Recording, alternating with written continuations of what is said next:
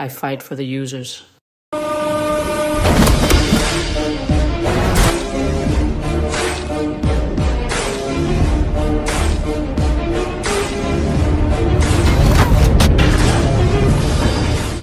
How are you doing, guys? Welcome back to my YouTube channel. And for people who are new to my YouTube channel, hey, I'm Victor and I love movies and series. If you guys love that too, click the subscribe button and do the thumbs up. I would really appreciate it. Now let's get back to the review. The movie is set in the Tron universe and is a sequel to both 1982's Tron and a very little bit of 2010's Tron Legacy. The movie is about a highly advanced program, Ares, who is sent from the digital world to the real world for a dangerous mission. But of course your big question is, what did I think about the movie? Let me start with the good first, and let's start right away with Nine Inch Nails' soundtrack. 9 Inch Nails, man. Perfection. This soundtrack is really a banger. Immediately after the movie, I listened to a few more songs from this soundtrack, and the soundtrack really goes on repeat. Although they are not as good as legendary as Daft Punk from Legacy, they were good replacements. I don't know 9 Inch Nails that well, but they appear to have been around since 1988, and I just listened to a few of their songs, and they are really bangers. Look, Daft Punk were really legendary. Everyone knows a song by Daft Punk, even if it is the banger One More Time. One more time. Or Get Lucky.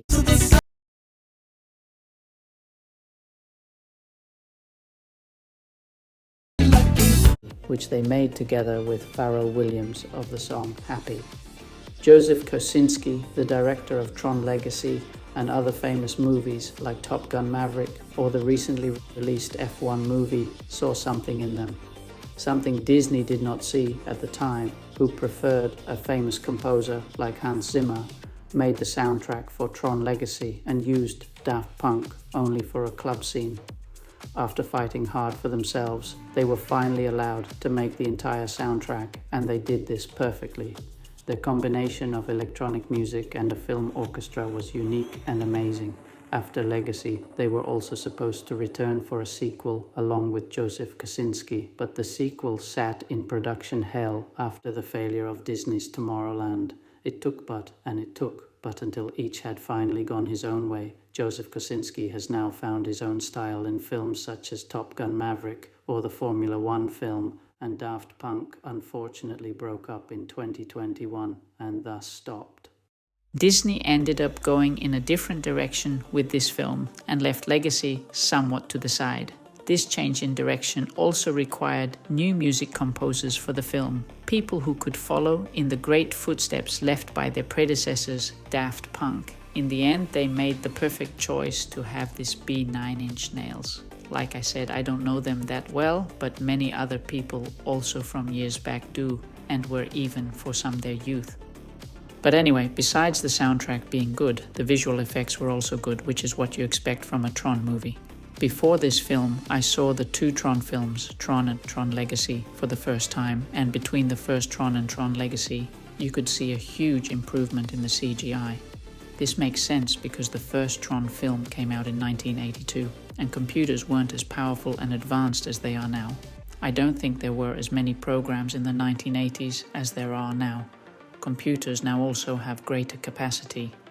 This was evident in Tron Legacy, and you could see it clearly in the film. In addition to a great soundtrack by Daft Punk, it also had amazing CGI and really made you feel like you were in another world. I didn't get that feeling as much with this film. Sure, the visual effects weren't bad, but I thought the visual effects in Tron Legacy, a film that came out 15 years ago, were better than this film, and that says a lot about the visual effects. The visual effects in this film just felt like a generic blockbuster of today in earlier films such as Tron Legacy or even Iron Man from 2008, which had much nicer CGI when time was really taken for the visual effects. Nowadays, that seems to be less the case, and I'm not just talking about Tron Ares but also other heavy CGI films.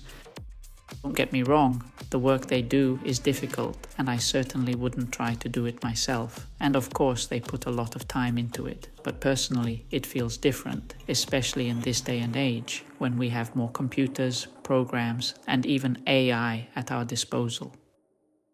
Furthermore, some action scenes such as the motorcycle chase were enjoyable to watch. It was also fun to see the world of Tron in our world. The story involving artificial intelligence felt relevant in this day and age. I also liked Greta Lee's character and didn't find her as annoying as I thought I would. She was able to stand up for herself, because sometimes in movies you have these women who are really dumb and always have to be saved by the main character. But that wasn't the case with her. She was really smart and could stand up for herself when necessary. Now on to what I didn't like about the film. Let's just say there's quite a lot. I'm not saying it's a bad film. If you switch off your brain, you can have a lot of fun with it, and I can understand why some people like it, but unfortunately that wasn't the case for me. Maybe it's because I'm not really a Tron fan. I only got to know the world of Tron through the low hype for this film. I never saw the previous 2 parts before the release of this Tron movie, so one day before I went to saw the movie was the first time I watched them. Due to the old CGI from the 80s, I wasn't a big fan of the first Tron movie, but the concept was fun. Tron Legacy, on the other hand, was a big step up and really felt like a legacy sequel, just like Joseph Kosinski did with Top Gun Maverick. Although I had a lot of fun with Legacy because it had fun characters like Sam Flynn and Quora, who also had something human about them, that was unfortunately missing from this film. I just don't think Jared Leto is a good actor. As a person, he's probably quite friendly, but I sometimes read stories that, like The Rock, he has a bit of a big ego, and like The Rock with Black Adam in the DCEU, wanted a movie for himself, a movie in which his character plays the leading role. It felt like Jared Leto wanted this too, which would ultimately lead to a sequel, which is what the fans really want. Jared Leto felt a bit monotonous, just like in other films. In this film I can understand it to some extent, because he literally plays an AI. But he remains that way throughout the film, even when his character, the AI, has learned more human things and gone from villain to hero, he remains monotonous. And if this is your main character, well, then that kind of breaks the film for me, sorry. I also expected a bit more from Evan Peters. I always think he's a good actor, and I love him as Quicksilver in the X-Men movies. I hope he returns in Doomsday or Secret Wars. But his character is also just a bit of a generic villain. He feels a bit like Jesse Eisenberg's Lex Luthor, although Evan Peters gives a better performance, of course. Still, that's how he feels to me. Other than that, you had Gillian Anderson, who is also a legendary and amazing actress. She played her part well, but didn't have much to do in the film. Monaghan also felt like he was cut out of the film. He was only in it for a few seconds, not even a minute. And spoiler alert, boom, he was dead. Justice for Monaghan in the comments, please. Of course, the legendary Jeff Bridges had a small but important role in the film. I'm not going to spoil anything, but they did a great job with this. The same goes for the 80s grid, which they brought back with the same kind of CGI as back then. I thought that was really well done. Jodie Turner Smith also played okay, but she was also a generic villain. In my opinion, they could have done more with her character. She felt a bit like a Terminator, which has been done many times in other films, so it didn't feel unique. Then I come to the plot, which just felt incredibly generic. I really missed the heart of the film. Tron Legacy still had a heart in the film. It was about a father-son relationship, with a son seeing his father again after a long time and vice versa. How do they deal with it? This was also the emotional core of the film. In this film, Tron Ares, there was none of that. There was no heart or message in the film, and unfortunately, it really felt like a generic blockbuster to me. I also thought it was a shame that there were so few connections to Tron Legacy. This felt more like a sequel to Tron from 1982 than to Tron Legacy. I think this is because Tron Legacy has built up a large fan base over the years, and they are afraid of upsetting this fan base. However, at the end, they do make a small reference to the 2 main characters from Tron Legacy, which bodes well for the future of the franchise. Unfortunately, this outlook will have nothing to offer because, looking at the film's box office numbers, the low Rotten Tomatoes score, and Disney's reaction to the reception of this film, the future of the franchise does not look good. So please, for the sake of this franchise, watch this movie. Before I rate this movie, click on the subscribe button and give it a thumbs up, which I would really appreciate. Follow me on Instagram and TikTok. The names are listed here in this video or in the description.